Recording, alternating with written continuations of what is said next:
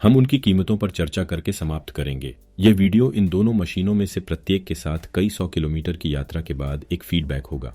मैं आपको इन दो स्कूटरों पर सलाह देने के लिए यथासंभव वस्तुनिष्ठ राय देने का प्रयास करूंगा, जो इलेक्ट्रिक स्कूटर की दुनिया में शुरू करने के लिए वास्तव में किफायती हैं। शक्ति के संदर्भ में आइए वहीं से शुरुआत करें। योवियो पर हमारे पास एक मोटर के साथ 350 वॉट की शक्ति है जो सामने है, और कुगु किरिन पर हमारे पास 350 वॉट की मोटर भी है, लेकिन यह स्कूटर के पीछे स्थित है। इसलिए हमारे पास योवियो पर कर्षण और कुगु किरिन पर प्रणोदन है। फिर अधिकतम गति के संबंध में हम योवियो पर 25 किलोमीटर प्रति घंटे तक पहुंचते हैं और कुगु किरिन पर हम 30 किलोमीटर प्रति घंटे की गति तक पहुंचते हैं। इंजन की शक्ति के संबंध में जब आप गति बढ़ाते हैं तो योवियो तुरंत शुरू हो जाता है, जबकि कुगु किरिन पर इंजन चालू होने से पहले यह थोड़ी गति लेता है। फिर स्वायत्तता के संदर्भ में मैं सैद्धांतिक स्वायत्तता के बारे में नहीं बल्कि वास्तविक स्वायत्तता के बारे में बात कर रहा हूं, क्योंकि मैंने इन दो स्कूटरों का परीक्षण किया है। परिणामों के संदर्भ में योवियो प्रति चार्ज 14.5 किलोमीटर की रेंज प्रदान करता है, जबकि कुगु किरिन एस अन प्रो 18.4 किलोमीटर की रेंज प्रदान करता है। इसलिए कुगु किरिन पर स्वायत्तता बहुत अधिक है, जो एक उत्कृष्ट बिंदु है। फिर निलंबन के संबंध में जैसा कि आप देख सकते हैं, योवियो में कोई भी नहीं है, जो एक नुकसान हो सकता है यदि आप ऑन ऑफ रोड जाने या कोबलस्टोन पर उच्च गति से ड्राइव करने की योजना बनाते हैं आदि। ये मशीन को तेजी से नुकसान भी पहुंचा सकता है।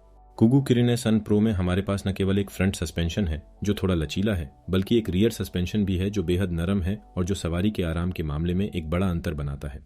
दृढ़ता के संबंध में जो प्रत्यक्ष या अप्रत्यक्ष रूप से निलंबन से संबंधित है, योवियो काफी ठोस है। हालांकि चूंकि पूरा स्कूटर बिना सस्पेंशन वाला एक ब्लॉक है, इसलिए प्रत्येक झटका इसे जोर से हिलाता है। स्टेम बोल्ट को कई बार कसना पड़ा क्योंकि समय के साथ वे धीरे धीरे ढीले हो गए, जबकि कुगु किरिन पर तनाव बेहद मजबूत होता है।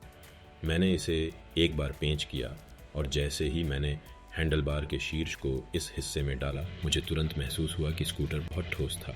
ब्रेकिंग के लिए कुगु किरिन एस प्रो पर यह एक नुकसान है क्योंकि हमारे पास सिर्फ एक ब्रेक लीवर है जो अच्छी तरह से काम करता है। हालांकि हमारे पास केवल पीछे की मोटर में एक इलेक्ट्रोमैग्नेटिक ब्रेक है और हमारे पास ड्रम ब्रेक नहीं है, इसलिए ब्रेक लगाना काफी हल्का है। दूसरी ओर योवियो पर हमारे पास एक ब्रेक हैंडल होता है जो मोटर से जुड़ा होता है। पहले हमारे पास एक इंजन ब्रेक है जो ठीक से ब्रेक लगाता है, लेकिन हमारे पास एक रियर डिस्क ब्रेक भी है जो इंजन ब्रेक के साथ संयुक्त है। ये बहुत अच्छे से ब्रेक लगाता है। इन दोनों स्कूटरों पर वजन के संदर्भ में हमारा वजन लगभग बराबर है। हालांकि दोनों स्कूटरों में हल्का योवियो है जिसका वजन केवल 12 किलोग्राम है। कुगु किरिन एस अन प्रो का विज्ञापित वजन 13.5 किलोग्राम है। क्रूज नियंत्रण के संदर्भ में दोनों मशीनों में यह विकल्प है जो वास्तव में बहुत दिलचस्प है। जहां तक टायरों की बात है, योवियो में 8.5 इंच के टायर हैं जो स्पष्ट रूप से ठोस हैं, इसलिए अविश्वसनीय रूप से पंचर प्रतिरोधी हैं। हमारे पास आंतरिक ट्यूब नहीं है, इसलिए वहां करने के लिए कोई छेड़छाड़ नहीं है। कुगु किरिन एस अन प्रो में हमारे पास ठोस टायर भी हैं, इसलिए कोई छेड़छाड़ नहीं, कोई आंतरिक ट्यूब नहीं, कोई पंक्चर नहीं, और वो टायर 8 इंच के हैं, इसलिए वे थोड़े छोटे हैं। आराम के मामले में ये थोड़ा कम अच्छा हो सकता है, लेकिन इसकी भरपाई काफी हद तक कुगु किरिन में मौजूद सस्पेंशन से होती है और जो दुर्भाग्य से योवियो में अनुपस्थित है। कुगु किरिन एस अन प्रो पर हमारे पास IP45 वाटरप्रूफ रेटिंग है, जिसका मतलब है कि आप बारिश में सवारी कर सकते हैं। स्कूटर पर पानी के छींटे पड़ सकते हैं, लेकिन निश्चित रूप से ऐसा नहीं है। ये पूरी तरह से वाटरप्रूफ नहीं है। आप कर सकते हैं, इसे पूरी तरह से पानी में डुबाए नहीं। हालांकि जब तक आप समुद्र में नहीं रहते, ये बहुत अधिक समस्या नहीं होनी चाहिए।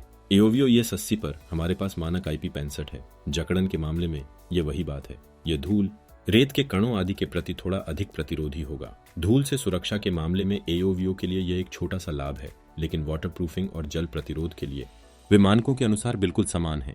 स्क्रीन के संबंध में अभी भी कुछ अंतर है। ऐसे तत्व हैं जो बहुत सराहनीय हैं, विशेष रूप से छोटा ऑडोमीटर जो स्कूटर चालू होने के बाद से किलोमीटर की गणना करता है।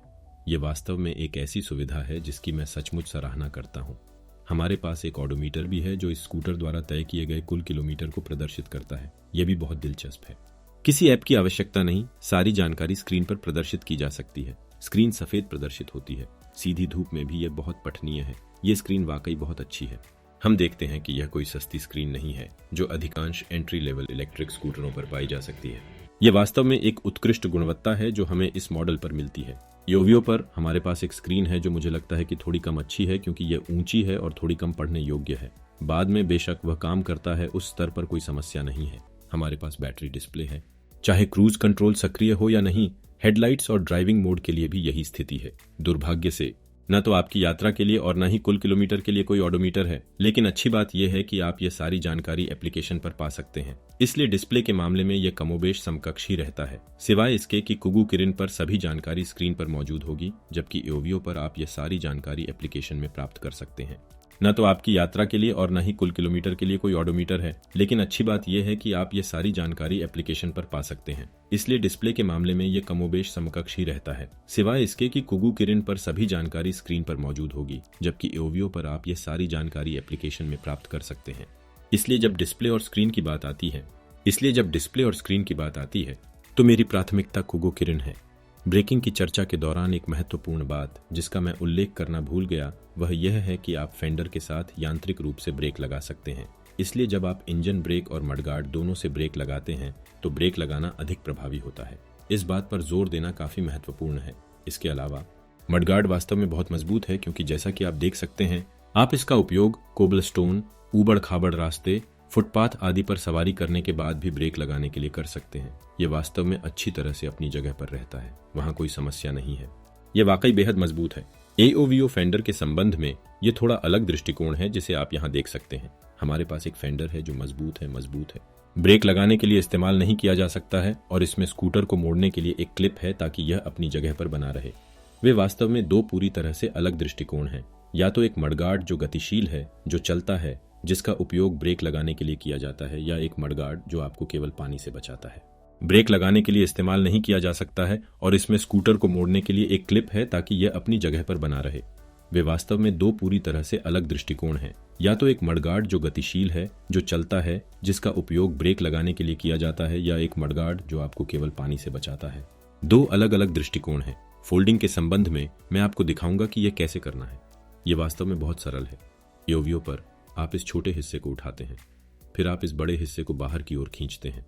उसके बाद यह बहुत आसानी से फोल्ड हो जाता है और आप बस उस टुकड़े को उसके ऊपर से तोड़ दें और बस हो गया। फिर आप इसे बहुत आसानी से ले जा सकते हैं। इसके अलावा जैसा कि मैं आपको याद दिलाता हूं, यह बहुत हल्का है। इसका वजन केवल 12 किलोग्राम है। कुगू किरिन S-Un Pro पर यह एक विधि है। मैं इसे अधिक पसंद करता हूं क्योंकि यह बहुत सरल है। आप छोटे नारंगी टैब को नीचे करें, दबाएं, नीचे करें और यह मुड़ जाएगा। इसमें एक साथ फिट होने के लिए टुकड़े भी नहीं है। सब कुछ इस स्तर पर होता है जो कार्य को बहुत सरल और त्वरित बनाता है। इसे दोबारा खोलना भी बहुत सरल है। आप हैंडल बार पकड़ें, छोटे नारंगी टुकड़े को नीचे करें। बहुत सरल, बहुत तेज। एओवियो पर प्रक्रिया समान है, लेकिन थोड़ा और झुकने की आवश्यकता है। आपको छोटे टैब को पकड़ना होगा, उसे दबाना होगा और उठाना होगा। एक बार जब आप वहां पहुंच जाएं तो आपको एक और कदम उठाना होगा, जो है हुक को बंद करना, और आप जाने के लिए तैयार हैं। आप बिना किसी समस्या के सवारी कर सकते हैं। अब कीमतों के बारे में बात करते हैं, क्योंकि मुझे लगता है कि आप इसी में सबसे ज्यादा रुचि रखते हैं। कुगू किरिन S-Un Pro के लिए इसकी कीमत 270 और 290 यूरो के बीच भिन्न होती है, लेकिन पूरी ईमानदारी से 350 यूरो से कम यह एक बहुत अच्छा सौदा है। यदि आपको 350 यूरो से कम कीमत मिलती है तो संकोच न करें। मॉडल की गुणवत्ता को देखते हुए यह बहुत अच्छी डील है। कीमतें औसतन 260 से 290 यूरो के बीच होती हैं। आप खरीदारी के लिए विवरण में दिए गए लिंक का उपयोग कर सकते हैं। यदि आप इसे ऑर्डर करना चाहते हैं तो मैं निश्चित रूप से आपको लिंक प्रदान करूंगा। एओवियो ES80 के संबंध में हमारी कीमत 300 से 330 यूरो के बीच है। हम सीधे थोड़े अधिक महंगे मॉडल पर हैं, लगभग 50 यूरो अधिक। यदि आप वास्तव में इस मॉडल को पसंद करते हैं तो आप इसे चुन सकते हैं, अन्यथा यह मॉडल और भी सस्ता है। व्यक्तिगत रूप से मैं वास्तव में कई कारणों से कुगू किरिन SA Pro को पसंद करता हूँ। बहुत सरलता से इसके निलंबन के लिए। इस स्कूटर को चलाना वाकई अच्छा है। छोटी रेंज के स्कूटर के लिए यह वास्तव में बेहद आरामदायक है। फिर इसकी गति 30 किलोमीटर प्रति घंटा है, इसलिए इसे 24-25 किलोमीटर प्रति घंटे तक सीमित रखने के बजाय 30 पर चलाना अधिक सुखद है। निस्संदेह यदि आप इन स्कूटरों में रुचि रखते हैं तो मैं विवरण में लिंक डालूंगा। यदि आपकी रुचि हो तो ये पहले 2 लिंक होंगे। इसके साथ ही मुझे आशा है कि आपको ये वीडियो पसंद आया होगा। यदि हाँ, तो YouTube चैनल की सदस्यता लेने और वीडियो को समर्थन देने के लिए एक लाइक देने पर विचार करें। यह बहुत महत्वपूर्ण है। उन सभी को धन्यवाद जो ऐसा करेंगे। यदि आपके पास अन्य वीडियो विचार हैं तो मुझे टिप्पणियों में बताएं। मुझे ये वीडियो बनाने में खुशी होगी। यदि आप चाहते हैं कि मैं विभिन्न मॉडलों की तुलना करूं तो टिप्पणियों में इसका उल्लेख करें। यदि आप चाहते हैं कि मैं किसी विशेष मॉडल का परीक्षण करूं तो इसे टिप्पणियों में भी नोट करें, और मैं वास्तव में उन वीडियो को प्राथमिकता देने का प्रयास करूंगा जिनमें आपकी सबसे अधिक रुचि है। इसके साथ ही मुझे आशा है कि आपको यह वीडियो पसंद आया होगा। जल्द ही आपसे अगले वीडियो में मुलाकात होगी जो स्क्रीन पर प्रदर्शित होगा, और दूसरों के लिए अगले सप्ताह मिलते हैं।